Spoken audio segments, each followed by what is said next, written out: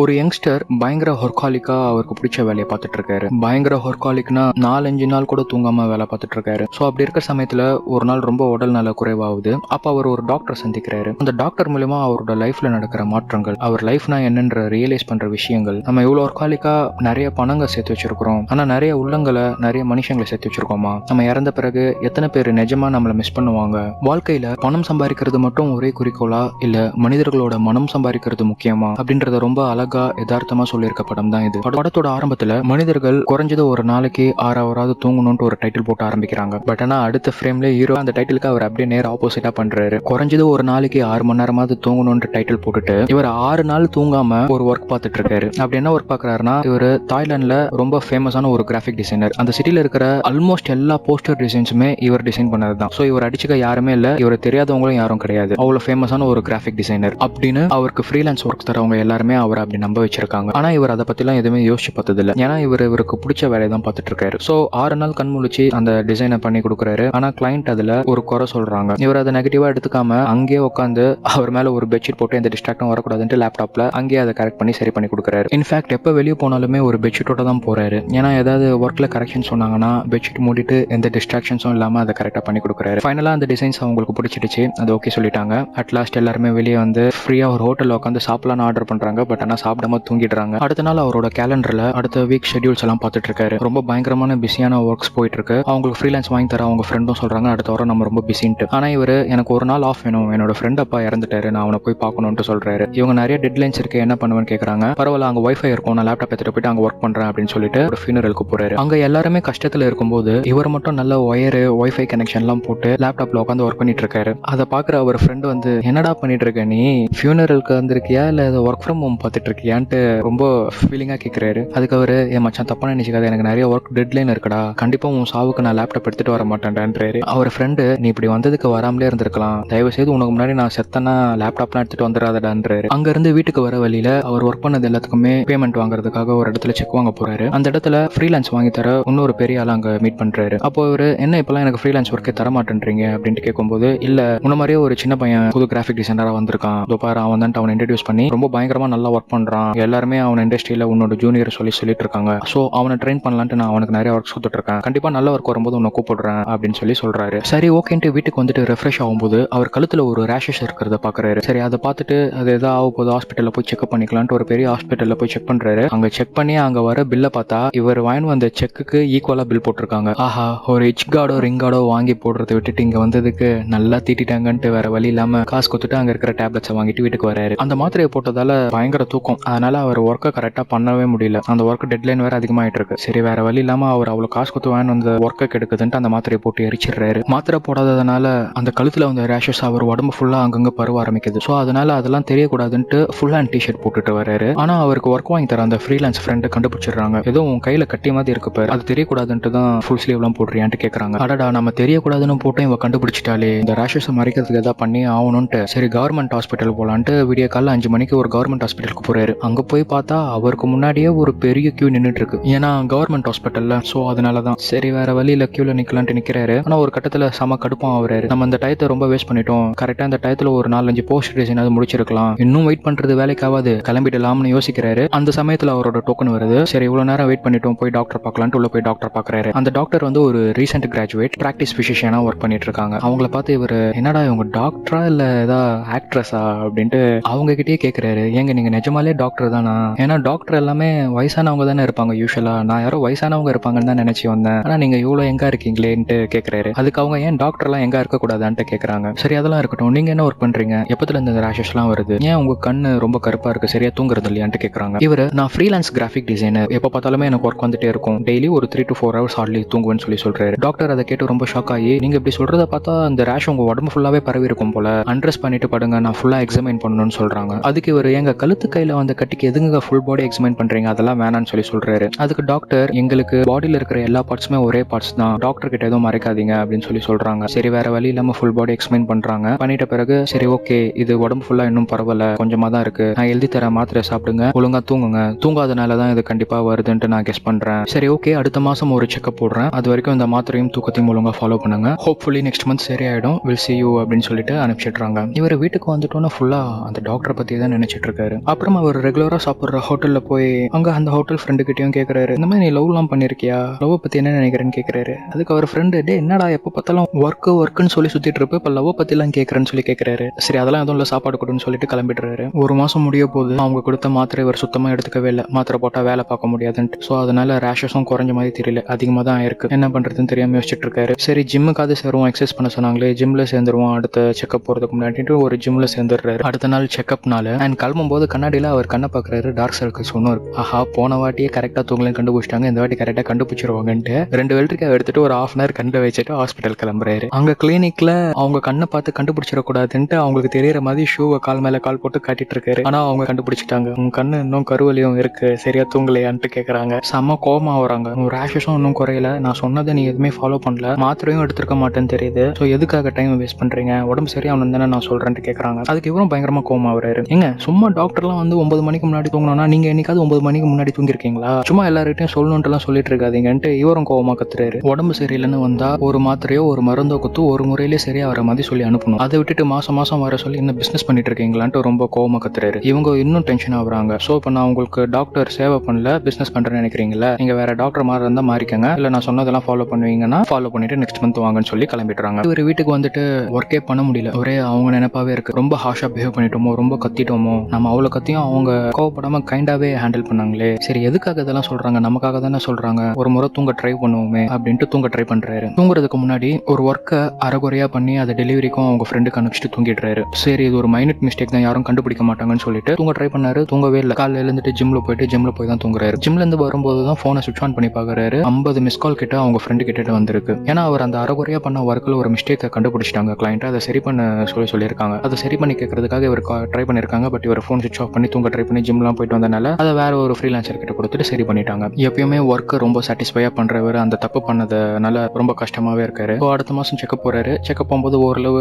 தூங்கி ஓரளவு எக்ஸசைஸ் பண்றதுனால கொஞ்சம் ரேஷரும் கம்மியா இருக்கு, கையில இருப்பு வளையங்கள்லாம் கொஞ்சம் கம்மியா இருக்கு. இவர் அப்ப சொல்றாரு, நீங்க சொன்னதெல்லாம் ஃபாலோ பண்ணனால எனக்கு இப்ப ஒர்க்ஸ் வரதே கொஞ்சம் ஸ்டாப் ஆயிடுச்சு, ஒரு ஒர்க்கை தப்பா பண்ணிட்டேன்னு சொல்றாரு. அதுக்கு இவங்க பரவாயில்ல, இந்த ஒர்க் இல்லைன்னா அடுத்த ஒர்க் வரும், ஹெல்த்தா இருக்கீங்கல்ல அது ரொம்ப முக்கியம் இல்லைன்னு சொல்றாங்க. ஹெல்த்தா இருந்து என்ன பிரயோஜனங்க, என்னோட ஜாப்ல ஒரு செகண்ட் நான் ஒரு நிமிஷம் மிஸ் பண்ணிட்டா கூட வேற ஃப்ரீலான்சருக்கு அந்த ஜாப் ஆப்வியஸா போயிடும். ஸோ நாங்க ஒரு நிமிஷமே அவ்வளவு ஹார்ட் ஒர்க் பண்ணணும்னு சொல்றாரு. அதுக்கு இவங்க சரி ஹார்ட் ஒர்க் பண்ணி என்ன பண்ண போறீங்க, எவ்வளவு சம்பாதிக்கிறீங்க, ஃப்ரெண்ட்ஸ் கூட எல்லாம் வெளியே போக மாட்டீங்களா, என்ஜாய்மெண்ட்னா என்ன உங்களுக்குன்னு கேக்குறாங்க. எங்க ஃப்ரெண்ட்ஸ் கூட வெளியே சுத்துறதெல்லாம் ஒரு என்ஜாய்மெண்ட்டாங்க, எனக்கு பிடிச்ச வேலையை பார்க்கணும், எனக்கு பிடிச்ச வேலையை அவன் கிடைக்கலன்னு இருக்கான், எனக்கு பிடிச்ச வேலை கிடைச்சிருக்கு, நான் அதை சந்தோஷமா எல்லா நிமிஷமும் பண்றேன், அவ்வளவுதான் எனக்கு என்ஜாய்மெண்ட்னு சொல்றாரு. டாக்டர் சிரிச்சுட்டே எதுவும் சொல்லல. ஆல்மோஸ்ட் உங்களோட ரேஷஸ் கம்மியாயிடுச்சு, இன்னும் ஒரு மாசம் இதை ஃபாலோ பண்ணீங்கன்னா நெக்ஸ்ட் மந்த் கம்ப்ளீட்டா கியூர் ஆயிடும், ஸோ நெக்ஸ்ட் மந்த் பார்க்கலாம்னு சொல்லி அனுப்பிச்சிடுறாங்க. அடுத்த நாளே இவரோட ஃப்ரீலான்ஸ் ஃப்ரெண்ட் கிட்ட இருந்து ஒரு பெரிய நியூஸ் வருது, இந்த மாதிரி ஒரு பெரிய ப்ராஜெக்ட் மாட்டிருக்கு, நீ இன்டர்நேஷனல் ப்ராஜெக்ட் ஒர்க் பண்ணுன்றது உன்னோட ஆசை, அதனால நான் இதை ஹோல்ட் பண்ணி வச்சிருக்கேன், ஒழுங்கா பண்ணுவியா, பட் எனக்கு என்னமோ ஒரு செகண்ட் தாட்டும் இருக்கு, நீ லாஸ்ட் ஒர்க்லாம் சரியா பண்ணாதனால நான் வேற யாருக்கும் கொடுக்கலாமான்ட்டும் யோசிக்கிறேன் அப்படின்னு சொல்றாங்க. இவர் டாக்டர் கொஞ்ச நேரம் யோசிச்சு பாக்குறாரு. இப்பதான்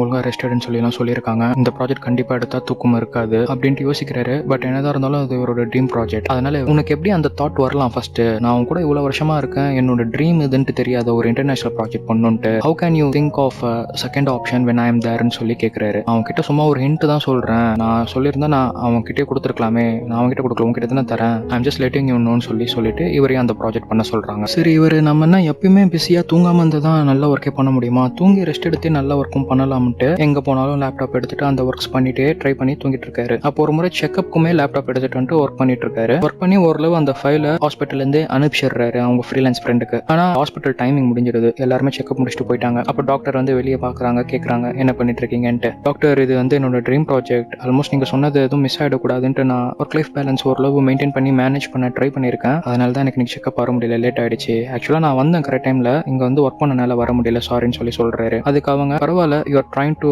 manage both the things at a time, I am glad for that, so I still have time, வாங்க செக் பண்ணலான்ட்டு சொல்றாங்க. அப்படி உட்காந்து செக் பண்ணும்போது அவருக்கு திரும்பி ரேஷஸ் குறைஞ்சது இன்னும் அதிகமாக ஆரம்பிச்சிருக்கு. நோ வரிஸ், இந்த ஒர்க்கை கொஞ்சம் மேனேஜ் பண்ணி முடிச்சிருங்க, நெக்ஸ்ட் ஒர்க் எல்லாமே டைம்க்கு ஏற்ற மாதிரி அப்ரோப்ரியேட்டா பிளான் பண்ணி ஒர்க் பண்ணுங்கன்னு சொல்லிட்டு அங்க வந்து கிளம்பிடுறாங்க. இந்த மந்தே ஒழுங்கா எல்லாமே ஃபாலோ பண்ணியிருந்தா ஆல்மோஸ்ட் ரேஷஸ்லாம் குறைஞ்சிருக்கும். But no worries, will see next month. இவர் கிளம்பிட்டோன்னே அந்த அடிடாஸ் பண்ண ப்ராஜெக்டோட ரிவ்யூ மீட்டிங் ஒன்று கூப்பிடுறாங்க. அந்த ரிவ்யூ மீட்டிங்ல போய் பார்த்தா ஒரு மிஸ்டேக் பண்ணிருக்காரு அந்த ஒர்க்ல. அதை பார்த்து அந்த ஒர்க்ல இருந்து இவங்க சாட்டிஸ்ஃபைடே இல்லைன்னு சொல்லிட்டு இவரை அந்த ஒர்க்ல இருந்து தூக்கிட்டு வேற ஒருத்தர் ஹையர் பண்ணிடுறாங்க. ஸோ இந்த நியூஸ் வைரலா இண்டஸ்ட்ரி பீப்புள் எல்லாருக்குமே தெரிய வந்துடுது. அதுக்கப்புறம் இவருக்கு வயசாயிடுச்சு, முன்ன மாதிரி ஒர்க் பண்றது இல்ல, இவரோட கான்சென்ட்ரேஷன் போயிடுச்சு, அவ்வளவுதான், இனிமேல் மார்க்கெட்ல இவர் சஸ்டெயின் பண்ண மாட்டாரு, அப்படின்னு சொல்லிட்டு நேம் அங்க போய் அடி வாங்கி ஒரு ஒர்க்கு கூட வராம கிட்டத்தட்ட ஒர்க்கே இல்லாம அப்படியே இருக்காரு. ஸோ அந்த டயத்துல அட்லீஸ்ட் டாக்டர் சொன்ன ஏதாவது ஃபாலோ பண்ணலாம்ட்டு ஒழுங்கா ஜிம் போயிட்டு தூங்கிட்டு அப்படியே வாழ்ந்துட்டு இருக்காரு. அடுத்த மாசம் செக்அப் வந்து ஜனவரி மாசம், அதாவது நியூ இயர். ஸோ அப்பா அவர் ஒரு முறை லேப்டாப் பார்த்துட்டு இருக்கும்போது அவங்க அம்மா ஒரு மெசேஜ் அனுப்புறாங்க. Hope you are doing good Sun,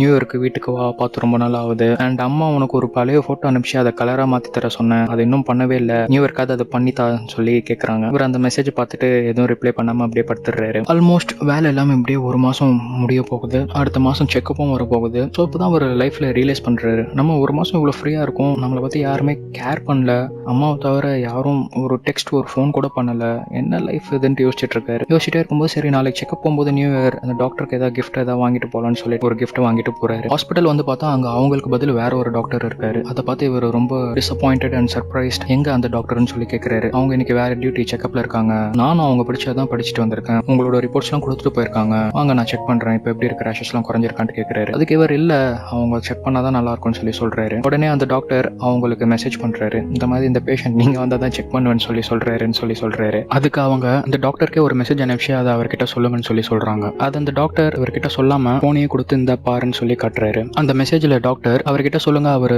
முழிக்கிறதா இருந்தாருன்னா ஒரு நாளைக்கு மேல முழிக்க வேணாம்னு சொல்லுங்க, ஏன்னா அது ரொம்ப உடல் கெடுதி. இவர் போனை வாங்கி இந்த மெசேஜ் இவர் பார்த்துட்டு இவருக்கு எப்படி ரியாக்ட் பண்றதுன்னே தெரியல. தூங்குறதுக்கு முன்னாடி போடுற மாத்திரையை கண்டிப்பா போட்டு தூங்க சொல்லுங்க. இந்த மெசேஜ் எல்லாம் பார்த்துட்டு இவரால ரிப்ளை பண்ணாம இருக்க முடியல. அதனால I am sorry for the last month டாக்டர்னு சொல்லிட்டு டெக்ஸ்ட் பண்ணிடுறாரு. உடனே அவங்க அதை பார்த்துட்டு ஓ நீங்க தான் டெக்ஸ்ட் பண்றீங்களா, ஹாப்பி நியூ இயர், எப்போ பார்த்தாலும் கம்ப்யூட்டர்ல இருக்காம கம்ப்யூட்டர் ஆஃப் பண்ணிட்டு வெளியே போங்க, பீச்சுக்கு போங்க, சன்ரைஸை பாருங்க, நேச்சர் என்ஜாய் பண்ணுங்கன்னு சொல்லி சொல்றாங்க. ரொம்ப எமோஷனலா ஃபீல் பண்றாரு. அவங்களுக்கு என்ன ரிப்ளை பண்றதுன்னு தெரியாம யோசிச்சுட்டு இருக்கும்போது இந்த டாக்டர் போனை பிடிங்கிடுறாரு. நான் உனக்கு மெசேஜ் பார்க்க தான் கொடுத்தேன், டைப் பண்ணி சேட் பண்ண சொல்ல அப்படின்னு சொல்லிடுறாரு. உடனே இவர் அங்கிருந்து வெளியே வந்து நேரா பீச்சுக்கு போயிட்டு கொஞ்ச நேரம் அங்க உட்காந்துட்டு சன்ரைஸை பார்த்துட்டு அப்படியே வீட்டுக்கு வர்றாரு. வீட்டுக்கு வந்தோன்னா அவரோட ஃப்ரீலான்ஸ் ஃப்ரெண்ட் வந்து அவங்க கிட்ட பேசுறாங்க. இந்த மாதிரி நான் இனிமேல் இந்த ஜாபை விட்டுலான் இருக்கேன், நான் பிரெக்னெண்டா இருக்கேன், என்னோட பாய் ஃப்ரெண்டு கல்யாணம் பண்ணிக்கலாம், கல்யாணம் பண்ணிட்ட பிறகு இனிமேல் வேலை வேணான்னு சொல்லிட்டான். ஸோ அதை சொல்ல தான் வந்தேன், it is hard for me but I have to move on சொல்றாங்க. அதுக்கு அவரு எனக்கு தெரியும் இந்த மாதிரி ஒரு நாள் வரும்ட்டு, நான் அப்போ சரி anything happens we have to move on நினைச்சேன், பட் என்னால இப்போ அதை ஏத்துக்க முடியல, உனக்கு வேணா நான் ஒர்க் நல்லா பண்ணலன்னா பண்றதுக்கு செகண்ட் சான்ஸ் யாரா கிடைப்பாங்க, பட் எனக்கு உன்ன மாதிரி யாரும் கிடைக்க மாட்டாங்க, I don't want any second chance as well அப்படின்ட்டு சொல்றாரு. அதை கேட்டு அவங்க ரொம்ப டச்சிங்கா ஃபீல் பண்றாங்க. நாம அவன் ஒரு முறை ஒர்க் நல்லா பண்ணலன்ட்டு வேற ஒருத்தனுக்கு அந்த ஒர்க்கை கொடுத்தோம், அவன் முன்னாடி பண்ண நல்ல ஒர்க்ஸை பத்தி எல்லாம் யோசிக்காம, ஆனா அவன் என்ன தவிர வேற யாருமே செகண்ட் சான்ஸா கூட வச்சு பார்க்க மாட்டேன்னு சொல்றத பார்த்தா அவர் இவங்க மேல எவ்வளவு அன்பும் எவ்வளவு ட்ரஸ்டும் வச்சிருக்கான்றது புரியுது. அவங்களோட பாய் ஃப்ரெண்ட் அவருக்கு ப்ரொபோஸ் பண்ணதை யூடியூப்ல எல்லாம் அப்லோட் பண்ணிருக்காங்க. அதெல்லாம் பார்த்து இவர் ரொம்ப ஃபீல் பண்ணி கலங்குறாரு. அடுத்த மாசம் ஹாஸ்பிட்டலுக்கு செக்அப் வரும்போது இவர் போறதுக்கு முன்னாடி வேற ஒருத்தர் அவரோட பொண்ணை அந்த டாக்டர் கிட்ட கூட்டிட்டு போயிட்டு வெளியே வந்து அந்த டாக்டர் திட்டிட்டே வர்றாரு. இந்த மாதிரி சீக்கிரமா நோயை ஏதாவது மருந்து கொடுத்து குணப்படுத்துவாங்கன்னு பார்த்தா இவங்க மாசம் வர சொல்லிட்டு இருக்காங்க, இதுக்கு நான் வெளியே காசு செலவு பண்ணி பிரைவேட் ஆஸ்பத்திரியிலேயே பார்த்துருக்கேன்னு சொல்லிட்டு கோவமா எல்லாரும் கத்திட்டு வெளியே வராரு. இது எல்லாத்தையும் பார்த்துட்டு உள்ள போற நம்ம ஹீரோ சரி டாக்டர் கொஞ்சம் ரிலாக்ஸா ஃபீல் பண்ண வைக்கலான்ட்டு வெளியே ஒரு கார்டனுக்கு வந்து பேசிட்டு இருக்காங்க. அப்போ doctor thanks for your time, எப்பவுமே நீங்க ஒர்க் பண்ணிட்டு பிஸியா இருப்பீங்க, போட்டோ பண்ணிட்டு இருப்பேன், நீங்க இன்னைக்கு என் கூட பேசுறதுக்கு டைம் ஒதுக்குனதுக்கு தேங்க்ஸ்னு சொல்றாங்க. அப்போ அவர் ஒரு விஷயத்த ஃபீல் பண்றாரு, இவங்களுக்குலாம் கஷ்டமே வராதுன்ட்டு நம்ம யாருமே நினைச்சிட முடியாது, எல்லாருக்கும் ஒரு கட்டத்துல ஏதாவது ஒரு டிப்ரெஷன் இருக்கும். அந்த குழந்தைக்கு நான் இயற்கையாவே குணப்படுத்தலாம்னு நினைச்சேன், பட் ஆனா அவங்க அப்பா இந்த மருந்துல நம்பிக்கை வச்சுட்டு என்னை திட்டிட்டு போயிட்டாரு. என்னை பொறுத்த வரைக்கும் ஒவ்வொருத்தரும் இயற்கையா நல்ல உணவும் நல்ல தூக்கமும் இருந்தாலே எல்லாரும் ஆரோக்கியமா இருப்போம், உலகத்துல இருக்கிற எல்லா மக்களும் ஆரோக்கியத்துடன் இருக்கணும்ன்றதுதான் என்னோட ஆசையேன்னு சொல்றாங்க. அப்படியே ஒரு மாசம் போயிடுச்சு. அண்ட் இவர் அடுத்த மாசம் செக்அப்காக கிளம்புறாரு. கிளம்பும் போது அவர் உடம்புல ஃபுல்லா பாக்குறாரு, ஒரு ரேஷஸ் கூட இல்ல, ஃபுல்லா கியூர் ஆயிட்டாரு. அதை பார்த்துட்டு சந்தோஷப்படுறதா இல்ல கஷ்டப்படுறதான்னு தெரியல, ஏன்னா இனிமேல் இவங்களை பார்க்க வர முடியாது. சோகமாவே ஹாஸ்பிட்டலுக்கு வராரு. வந்துட்டோன்னா அவங்க செக் பண்றாங்க அண்ட் ஒரு ரேஷஸ் கூட இல்ல, நீங்க கியூர் ஆயிட்டீங்க, இனிமேல் ஹாஸ்பிட்டல் வர தேவையில்லன்னு சொல்றாங்க. ஒரு மாதிரி ரொம்ப மிக்ஸ்டு ஃபீலிங், எதுவும் பேச முடியல அண்ட் அவங்களும் எதுவும் ரியாக்ட் பண்ணல. ஸோ அங்க இருந்து எதுவுமே சொல்லாம வெளியே வந்துடுறாரு. வீட்டுக்கு வந்து அவங்க நினைப்பாவே இருக்காரு, அவங்க இவ்வளவு கேரா இருந்தாங்களே, இது காதலா இருக்காதா இல்ல வெறும் கருணையா இருக்குமா, என்கிட்ட பழகின மாதிரி தான் அவங்களோட எல்லா பேஷண்ட் கிட்டயும் பழகிருப்பாங்களா, நான் தான் தப்பா புரிஞ்சிருக்கேனா, என்ன எதுன்னு ஒண்ணுமே புரியாம யோசிச்சுட்டு இருக்காரு. அப்போ அவரோட ஃப்ரெண்டு கிட்டயும் போய் கேட்கிறாரு, என்னால இதுல இருந்து வெளியே வர முடியலடா, என்ன பண்றதுன்னு தெரியலன்றாரு. ஒண்ணு உனக்கு பிடிச்சிருந்தா நீ அவங்க கிட்ட டைரக்டா பேசணும், அப்படி இல்லைன்னா உனக்கு அதை விட வேற என்ன பிடிக்குமோ அதுல அதிகமா டைம் ஸ்பெண்ட் பண்ணுன்றாரு. ஸோ இப்போ அவருக்கு அவங்களோட அதிகமாக பிடிச்ச விஷயம் என்னன்னா அவரோட ஒர்க் தான், கிராஃபிக் டிசைனிங் தான். ஸோ கிராஃபிக் டிசைனிங் ஒர்க்குக்காக ரொம்ப தீவிரமா சர்ச் பண்ண ஆரம்பிக்கிறாரு. அப்போ அவருக்கு ஆரம்பத்தில் நீ நல்ல ஒர்க்கர், உனக்கு ஏதாவது ஒர்க் வந்தா கண்டிப்பா தரேன்னு சொன்னவர் அவரை கூப்பிட்டு ஒரு ஒர்க் வந்திருக்கு, அர்ஜென்ட்டா தேவைப்படுற ஒர்க், இதை முடிச்சு கொடுத்தா நம்ம இன்ஃபேக்ட் அமெரிக்காவுக்கு கூட போகலாம், எனக்கு 2 வீக்ஸ்ல இந்த ஒர்க் முடிச்சு தரியான்ட்டு சொல்லி கேட்கிறாரு. இவரும் ஒர்க் எதுவும் கிடைக்காத அந்த சோகத்துல வந்த ஒர்க்கை வேணான்னு சொல்லக்கூடாதுன்ட்டு கண்டிப்பா வாங்கிடுறாரு. அவரோட ஃப்ரெண்ட் கால் பண்ணி திட்டுறாங்க. நீ என்ன லூசா,